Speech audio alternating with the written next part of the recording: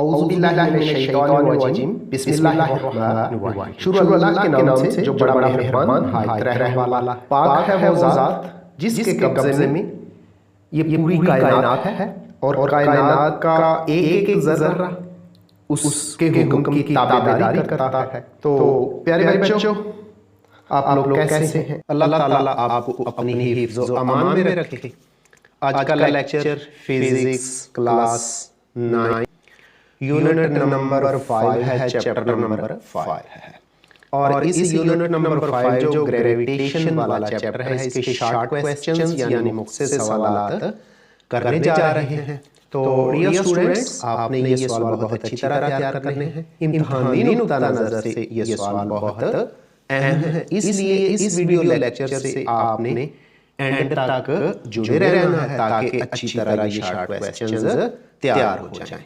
तो आज के शॉर्ट क्वेश्चंस की तरफ यानी आज के लेक्चर की तरफ बढ़ने से पहले डियर स्टूडेंट्स, आपसे रिक्वेस्ट है कि वो लोग जिन्होंने अभी तक मेरे चैनल को सब्सक्राइब नहीं किया तो प्लीज चैनल को सब्सक्राइब कर दें, बेल आइकन को भी खड़का दें ताकि हर लेक्चर्स का नोटिफिकेशन आपको मिलता रहे। तो वीडियोस को शेयर और लाइक भी किया करें।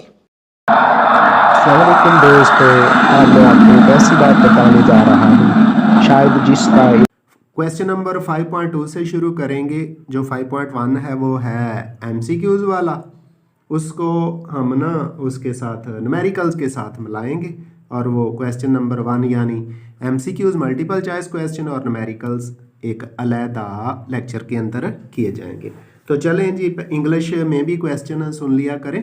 तो 5.2 है, what is meant by the force of gravitation. Urdu में आपके सामने स्क्रीन पर लिखा हुआ है, ग्रेविटेशनल फोर्स से क्या मुराद है।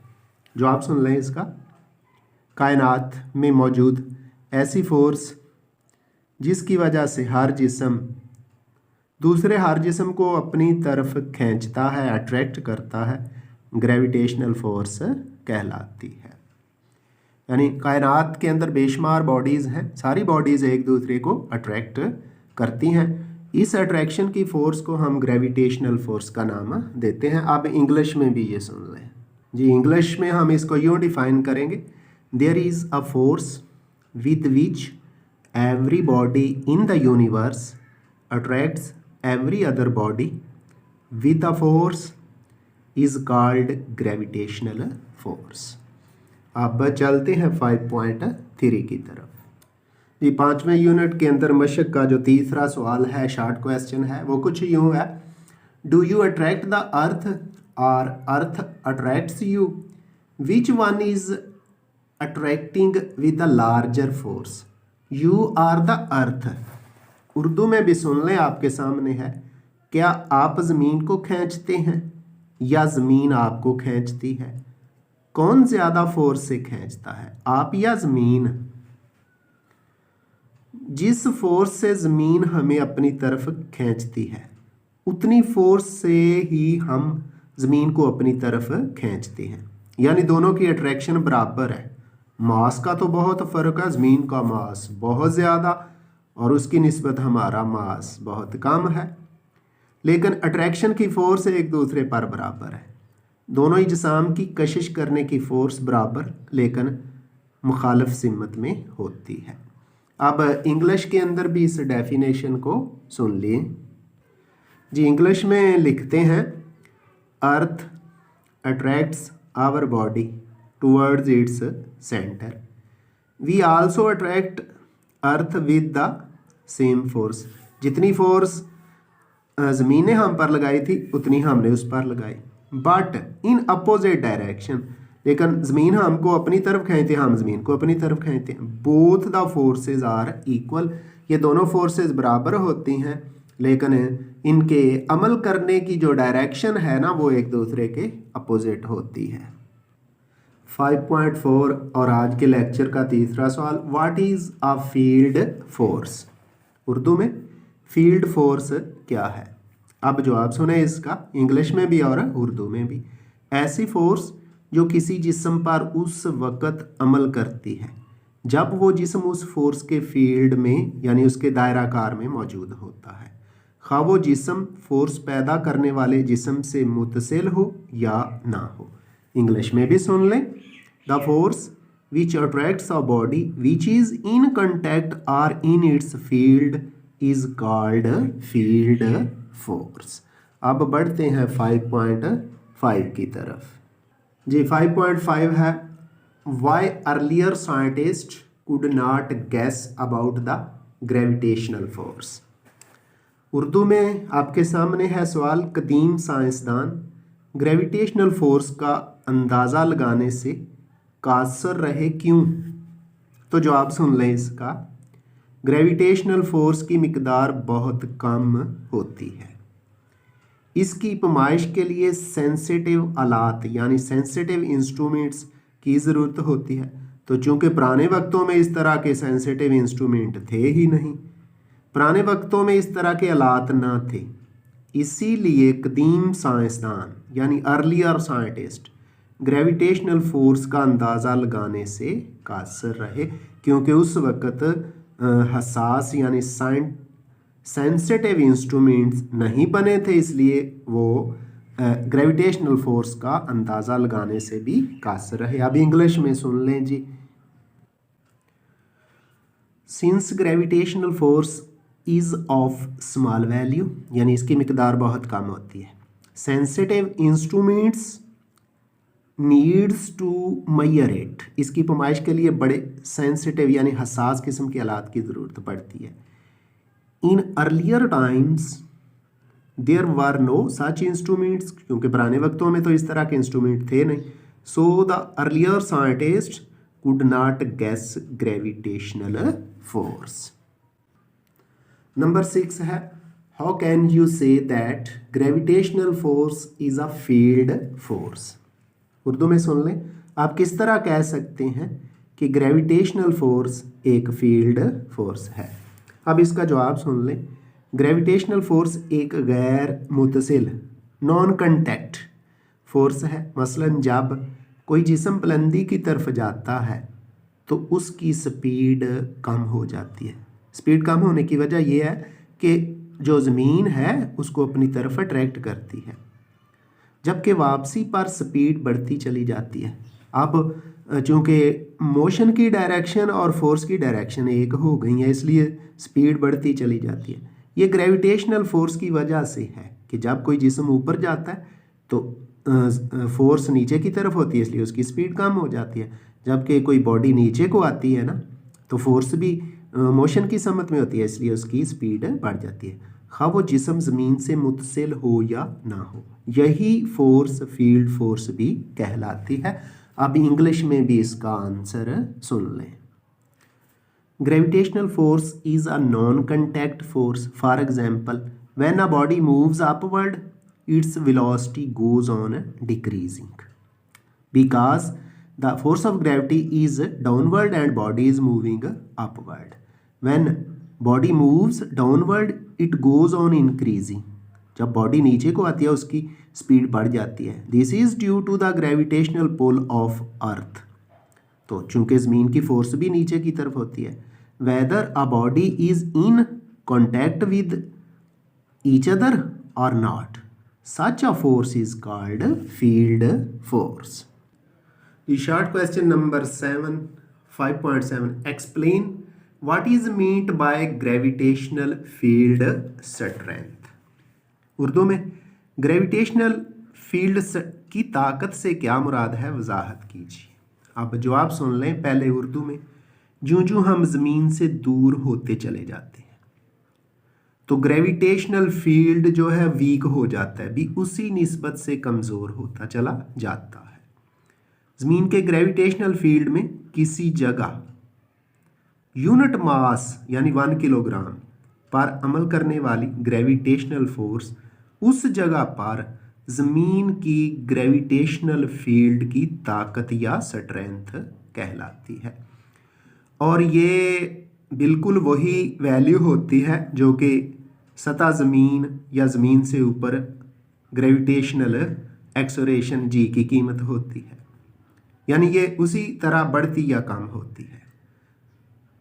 ज़मीन पर ये कीमत जो है 10 न्यूटन पर किलोग्राम होती है। अब इसी डेफिनेशन को इंग्लिश में भी सुन लें जी। The gravitational field becomes weaker and weaker as we go away from the earth, कि जो हम ज़मीन से दूर होते जाते हैं ज़मीन का ग्रेविटेशनल फील्ड कमज़ोर होता चला जाता है। In the gravitational field of earth the gravitational force per unit mass is called gravitational field strength of the earth. Its value is equal to the value of g. Near the earth surface it is equal to 10 newton per kilogram. तो बच्चों चलें फिर 5.8 जो कि आज के lecture का 7वां short question है जी। तो क्वेश्चन कुछ यूँ है बेटा, इंग्लिश में सुन लें पहले। Why is law of gravitation important to us. Gravitation का कानून हमारे लिए क्यों अहम है, तो इसकी वजाहत सुन लें। न्यूटन का ग्रेविटेशन का कानून बहुत अहमियत का हामिल है। ग्रेविटेशनल फोर्स ने पूरी कायनात को बांध रखा है, क्योंकि मुख्तलिफ बॉडीज़ एक दूसरे को अट्रैक्ट कर रही हैं। अट्रैक्शन की वजह से सेंट्रीपिटल फोर्स और सेंट्रीफ्यूगल फोर्स की वजह से मुख्तलिफ बॉडीज़ एक दूसरे के गिर्द घूमने पर मजबूर हैं। वो अपनी जगह से दाएं बाएं नहीं हो सकती, अपनी जगह पे रहते हुए किसी दूसरी बड़ी बॉडी के गिर्द घूमती हैं या उनके गिर्द कोई बॉडी घूम रही होती है। इस कानून को इस्तेमाल करते हुए हम ज़मीन का मास मालूम कर सकते हैं, ज़मीन की डेंसिटी मालूम कर सकते हैं, और जो सैटेलाइट्स फ़ज़ा में भेजे जाते हैं उनकी स्पीड मालूम करने के लिए भी इस्तेमाल कर सकते हैं। फ़ज़ा में सैटेलाइट्स को भी इसी कानून के तहत भेज सकते हैं, क्योंकि जब भेजेंगे तो ज़मीन की फोर्स ऑफ ग्रेविटी जो है सेंट्रीपिटल फोर्स मुहैया करेगी, वो ज़मीन के गिर्द घूमने पर मजबूर होंगी। ग्रेविटेशन के कानून के बगैर ज़िंदगी का तसव्वुर महाल है। ज़िंदगी का तसव्वुर हम नहीं कर सकते कि अगर ये ग्रेविटेशनल के कानून के मुताबिक इजसाम में फोर्सेस ऑफ अट्रैक्शन ख़त्म हो जाए तो ये सारा सिस्टम ख़त्म हो जाएगा। आप इंग्लिश में भी इसको सुन लें जी। तो it is of great importance, यानी लॉ ऑफ ग्रेविटेशन बहुत अहमियत का हामिल है। Without force of gravity existence of universe is not possible. By using this law we find mass and density of earth, also orbital speed. Life is not possible without this law. चलें अब बढ़ें जी 5.9 की तरफ। 5.9 question सुन लें। Explain the law of gravitation. Newton के gravitation के कानून की वजाहत कीजिए। तो पहले उर्दू में डेफिनेशन सुन लें, फिर इंग्लिश में बताई जाएगी। कायनात का हर जिस्म हर दूसरे जिस्म को अपनी तरफ कशिश करता है। कशिश की ये फोर्स इन इजसाम के मासेस के हासिल ज़रब के डायरेक्टली प्रोपोर्शनल। मीन अगर मासेस ज़्यादा होंगे तो अट्रैक्शन की ये फोर्स भी बढ़ जाएगी, और इनके मराकज़ के दरमियान फासला डिस्टेंस के मरबा के इन्वर्सली प्रोपोर्शनल होती है। मतलब जो इन इजसाम के दरमियान फासला बढ़ता जाएगा ये जो फोर्स है वो कम होती जाएगी। तो इसकी इक्वेशन कुछ यूं है, F बराबर G, ये ग्रेविटेशनल कांस्टेंट है, M1 M2 ये दोनों बॉडी का मासेस है, ओवर D का स्क्वायर। D दोनों इजसाम के दरमियान फासला है। यहाँ G की कीमत 6.673 ज़रब 10 की ताकत -11 newton metre square per kilogram square होती है। G is equal to 6.673 into 10 raise -11 newton metre square per KG square. अब न्यूटन के लॉ ऑफ ग्रेविटेशन की डेफिनेशन उर्दू में भी इंग्लिश में भी सुन लें। In the universe, every body attracts every other body with a force which is directly proportional to the product of their masses and inversely proportional to the square of distance between their centers. आगे है question 5.10 यानी आज के lecture का 9वां सवाल। सुन लें जी, सवाल क्या है। How can the mass of earth can be determined. Urdu में ज़मीन का मास किस तरह मालूम किया जा सकता है। जो आप सुने, न्यूटन के ग्रेविटेशन के कानून को इस्तेमाल करते हुए ज़मीन का मास मालूम करने की मसावत अखज़ की जाती है, जो कि दर्ज झेल है। एम ई कोने पे ई छोटा सा लिखेंगे। M mean mass, E mean earth, mass of earth is equal to G R square over G. ऊपर स्मॉल जी है, ये फॉर एक्सोरेशन ऑफ ग्रेविटी है। आर रेडियस ऑफ अर्थ है, ज़मीन का रेडियस है, और जी ग्रेविटेशनल कांस्टेंट है। अगर इन तीनों की कीमतें दर्ज कर दी जाएं, वो हमें याद भी करनी चाहिए, तो फिर उनकी कैलकुलेशन से अर्थ का मास मालूम किया जा सकता है। तो यहाँ g 10 metre per second square, radius of earth 6.4 into 10⁻6 metre, और ग्रेविटेशनल कांस्टेंट जी की कीमत है 6.673 into 10⁻⁻11 newton metre square per KG square. ये कीमतें दर्ज करके, यानी ये जो इक्वेशन है, इसमें ज़मीन का मास मालूम करते हैं, जो कि दर्ज झेल है। तो ज़मीन का मास कितना होता है? 6 इंटू 10⁻24 किलोग्राम, 6 ज़रब 10 की ताकत 24 किलोग्राम। और चलें आप अगले शार्ट क्वेश्चन की तरफ। 5.11 can you determine the mass of our moon? If yes then what do you need to know. सवाल उर्दू में कुछ यूं है, क्या आप चांद का मास मालूम कर सकते हैं? अगर कर सकते हैं तो ये मालूम करने के लिए आपको किस चीज़ की ज़रूरत होती है? अब इंग्लिश में नहीं बताया जाएगा, साथ साथ इंग्लिश के वर्ड्स इस्तेमाल करके आपको बता दूंगा। हम चांद का मास न्यूटन के ग्रेविटेशन के कानून की मदद से मालूम कर सकते हैं। We can find the mass of moon with the help of Newton's law of gravitation. We use the equation of mass of earth, that is हम ज़मीन का मास मालूम करने की मसावत m बराबर जी आर स्क्वायर बटे जी इस्तेमाल करते हैं। जी आर स्क्वायर बटे जी, इसको इस्तेमाल करेंगे, उनका मास मालूम करेंगे। हमें चांद का मास मालूम करने के लिए चांद के रेडियस आर एम उसको लिखेंगे, रेडियस ऑफ मून। चांद पर ग्रेविटेशनल एक्सेलरेशन जी एम, जो चांद पर ग्रेविटेशनल एक्सेलरेशन की कीमत होगी, उसको इस्तेमाल करेंगे। और ग्रेविटेशनल कांस्टेंट जी की ज़रूरत होगी। अगर इनकी कीमतें हमें पता हो तो हम ये कीमतें ऊपर वाली मसावत m बराबर जी आर स्क्वायर बटे जी में दर्ज करके चांद का मास भी मालूम कर सकते हैं। 5.12 आज के लेक्चर का 11वां सवाल, नंबर 12वां है क्योंकि पहला सवाल तो हमने छोड़ा है MCQs वाला। Why does the value of G vary from place to place. G की कीमत मुख्तलिफ जगहों पर मुख्तलिफ क्यों होती है? जो आप सुन लें, इसका फार्मूला भी बता दूंगा। सतह ज़मीन पर ग्रेविटेशनल एक्सेलरेशन जी की कीमत का इन्हिसार ज़मीन के रेडियस पर होता है।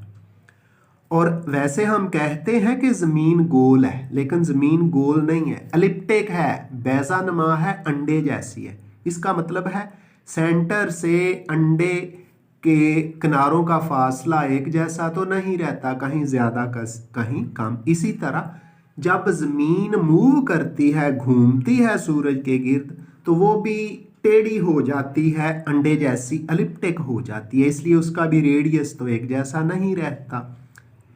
तो चूंकि ये जो फार्मूला बताने जा रहा हूँ, ऊपर बताया भी ज़मीन के रेडियस पर होता है, तो जी बराबर G M E over R square. यहाँ जी भी कांस्टेंट है, एम ई भी कांस्टेंट है, नीचे आ गया आर स्क्वायर। तो जी की कीमत का इन्हिसार ज़मीन के रेडियस के मरबा पर होता है, यानी G inversely proportional to R square. अगर ज़मीन का रेडियस ज़्यादा होगा तो जी की कीमत कम हो जाएगी, और रेडियस कम होने पर जी की कीमत बढ़ जाती है। तो चूंकि ज़मीन बिल्कुल गोल नहीं है, इसका रेडियस चेंज होता है, ये बैजा बन के एलिप्टिक टेढ़ी होके सूरज के गिर्द घूमती है, आर की कीमत चेंज होती रहती है। इसलिए जहाँ अरदास एल्टीट्यूड पर रदास जो है उस कम होता है तो जी की कीमत मैक्सिमम, और पोल्स पर यानी कुतबैन पर रेडियस ज़्यादा होता है तो जी की कीमत कम होती है। तो जी की कीमत रेडियस के मुरब्बा के इन्वर्सली प्रोपोर्शनल होती है, इसलिए बुलंदी के साथ कम होती चली जाती है, यानी जो जो रेडियस बढ़ता जाएगा। यही वजह है कि सतह समंदर पर जी की कीमत ज़्यादा और पहाड़ों पर कम होती है। अब इंग्लिश में सिर्फ सुन लें, the value of g depends on the radius of the earth, it is inversely proportional to the square of the radius of earth. As radius of the earth changes, the value of g also changes. Because the radius of the earth is not constant due to the elliptic shape of earth, so radius of earth changes, so the value of g also changes and does not remains constant. 5.13 है, explain how the value of g varies with altitude. Urdu में सुन लें, जी की कीमत बुलंदी के साथ किस तरह तब्दील होती है, वजाहत कीजिए। यह पिछले सवाल से ही जुड़ा हुआ है। अब आर के साथ हाइट बुलंदी भी शामिल हो जाएगी। फार्मूला कुछ उसी तरह का ही है। जब कोई मास m वाला जिस्म सतह ज़मीन से h बुलंदी पर होता है तो जिस्म का ज़मीन के सेंटर से फासला फिर r नहीं बल्कि r प्लस h होता है। तो फिर G H is equal to G M E over R plus H का स्क्वायर, या G is proportional to 1 over R plus H का स्क्वायर। तो इस फार्मूला के मुताबिक बुलंदी एच बढ़ने से जी की कीमत कम होती चली जाती है, क्योंकि इन्वर्सली प्रोपोर्शनल है। अगर आर और जो है सतह ज़मीन से बुलंदी जो है एच 1 आर के बराबर होगी तो जी की कीमत 1/4 रह जाती है, क्योंकि आर प्लस आर 2r हो जाएगा, 2r का स्क्वायर 1/4r स्क्वायर हो जाएगा। और अगर r बराबर हो जाए h बराबर हो जाए 2r के, तो यहाँ r की जगह r प्लस h की जगह 3r, तो 3 का स्क्वायर 9, तो 9 गुना कम हो जाती है, जी की कीमत 9 गुना कम हो जाएगी। As the height increases from the surface of the earth, the value of g decreases. If height is equal to 1 radius, the value of g becomes 1/4, and if the height is equal to 2r, then the value of g becomes 1/9 of the value of g. चलते हैं अगले सवाल की तरफ। 5.14 है, what are artificial satellites? मसनूई satellites क्या होते हैं, जो आप सुन लें। साइंसदानों ने बेशुमार सैटेलाइट्स खला में भेजे हैं। इनमें से कुछ ज़मीन के गिर्द घूमते हैं। इन्हें मसनूई सैटेलाइट्स या सियारे कहते हैं। ये कम्युनिकेशन के लिए भी इस्तेमाल होते हैं। मसनूई सैटेलाइट्स पर जाकर साइंसदान खला में तजर्बात भी करते हैं। अब इंग्लिश में भी सुन लें। For their own purposes the scientist has sent many satellites in the space. These satellites are called artificial satellites. These satellites are used for communication as well as for the different experiments. Question number 5.15 सुन ले English के अंदर पहले। How Newton's law of gravitation helps in understanding the motion of satellites. Newton का gravitation का कानून satellites की motion को समझने में किस तरह मदद करता है। तो जवाब सुन लें। मसनूई सैटेलाइट को ज़मीन के गिर्द घूमने के लिए सेंट्रीपिटल फोर्स की ज़रूरत होती है। ज़मीन और मसनूई सैटेलाइट के दरमियान मौजूद ग्रेविटेशनल फोर्स ये ज़रूरी सेंट्रीपिटल फोर्स मुहैया करती है, जिसकी वजह से ये सैटेलाइट्स ज़मीन के गिर्द मोशन जारी रखते हैं। यानी ज़मीन इन सैटेलाइट्स को अपनी तरफ अट्रैक्ट करती है। यही अट्रैक्शन जो है सैटेलाइट फोर्स को ग्रेविटेशनल फोर्स जो है सेंट्रीपिटल फोर्स प्रोवाइड करती है, और इसी फोर्स की वजह से आर्टिफिशियल सैटेलाइट्स ज़मीन के गिर्द घूमते रहते हैं। चलें जी 5.16 की तरफ। जी 5.16 क्वेश्चन कुछ यूँ है। On what factors the orbital speed of a satellite depends. किसी सैटेलाइट की ज़मीन के गिर्द मोशन किन चीज़ों पर मुनहिसर होती है? जवाब सुन लें। जब सैटेलाइट ज़मीन से h बुलंदी पर होता है तो ऑर्बिटल वेलोसिटी की equation v nought is equal to g into R plus H square root होती है। इस मसवात के मुताबिक सैटेलाइट की ऑर्बिटल स्पीड या ऑर्बिटल वेलोसिटी का इन्हिसार ज़मीन के रेडियस और सैटेलाइट की ज़मीन से बुलंदी h और जितनी हाइट पर सैटेलाइट मौजूद है वहाँ g की कीमत पर होता है। इनकी कीमतें चेंज होंगी तो स्पीड ऑफ सैटेलाइट भी चेंज होगी। तो फिर the orbital velocity of a satellite depends upon radius of earth, height of the satellite from the surface of the earth and acceleration due to gravity. चलें अब question number 5.17 की तरफ। आज के लेक्चर का आखिरी short question, communication satellites geostationary orbit में क्यों भेजे जाते हैं? इंग्लिश में भी सुन लें। Why communication satellites are stationed at geostationary orbits. तो आंसर सुन लें। कम्युनिकेशन सैटेलाइट्स जियोस्टेशनरी ऑर्बिट में इसलिए भेजे जाते हैं ताकि ये ज़मीन की निस्बत ज़मीन के लिहाज से साकन नज़र आएँ और इन सैटेलाइट से सिग्नल्स वसूल करने वाले और इनकी जानब सिग्नल्स भेजने वाले एंटीना का रुख किसी एक जगह पर ही रखा जा सके। Communication satellites are sent into the geostationary orbit so that they come in rest with respect to the earth and the antennas which provide signals to the satellites and the signals obtained from the satellite to the antennas may be placed at the same place. Dear students, आइंदा मुलाकात होगी आपसे नए lecture के साथ। अल्लाह हाफिज़।